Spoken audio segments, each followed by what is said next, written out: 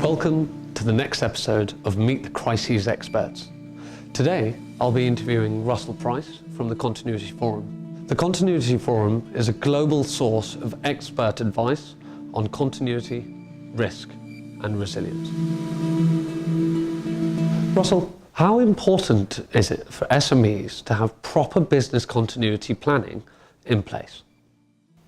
I think the real challenge here is quantifying how bad it is when they don't have it in place. The reality for most SMEs is that they're working in competitive markets where any failure is going to cost them dear. In that kind of landscape, a business continuity plan that's tailored to fit the needs of their customers and their business is essential going forward. It's really part of the trust that they need to differentiate themselves from their competitors.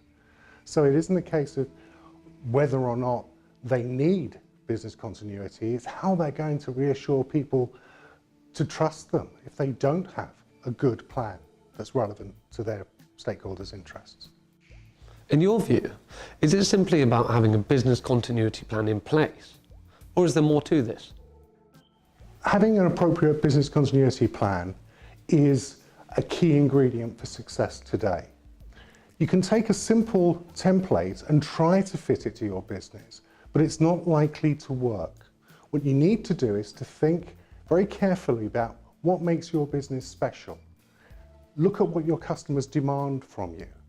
Look at how you can differentiate yourself in your sector, and then practice and rehearse the kind of things that can spoil that can disrupt it.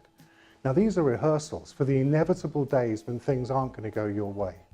And that's why having a BC plan that's properly constructed and fitted to your needs can make all the difference to your customers. Are standards such as ISO 22301 relevant to the SME? And if so, how can they be successfully applied to the smaller business? It's ever so easy for smaller businesses to perhaps be intimidated when thinking about approaching something like a standard, an ISO standard, for something as complex potentially as business continuity. But they really shouldn't be. If you're a large organization with global reach and tens of thousands of employees, inevitably there's going to be complexity. When you're a smaller business, you get an advantage, and it's flexibility and agility. And when you look at standards in that context, the opportunity to compete on an even footing with the very biggest firms becomes a really valuable asset. Very often, the simplest processes tend to be the most effective.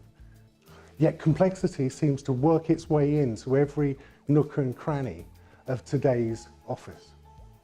For me, I think that we need to have, particularly for the middle market, a simpler approach that enables good quality thinking about high quality services enabled more consistently. And that shouldn't be too difficult. But what you need is some simple tools to get you there. And that simplicity is the key. All too often we become focused on compliance and not performance. For most businesses, what matters more is what's achieved rather than how it's done.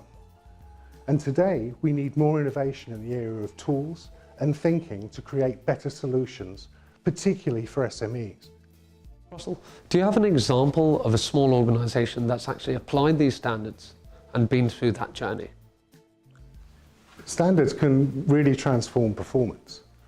I'm reminded, thinking about that transformation capability, of a young company based in the UK that worked in a technology field. It had some great innovators. They were a young company, half a dozen graduate students, and they had got some great ideas. After a little bit of time, they started to realize that their technology was relevant to a much broader market, one that had very many established players in, the big names of tech. And it was difficult for them to break into that customer base. They were facing constant challenges, perhaps even cynicism, that a small firm could compete against the big names. Over a period, they used the systems around standards to show that they could be trusted. They implemented good information security, good business continuity. They built relationships. They looked at customer service. And where they were competing with large companies, their smaller, more agile, but still high quality solutions delivered more cost-effective outcomes for their clients. Over the course of the next 10 years, they doubled in growth almost every year.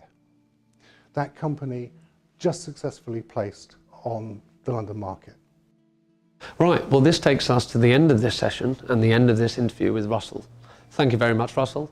I hope you have enjoyed this session, and if you have, please spend a few moments to like the video below.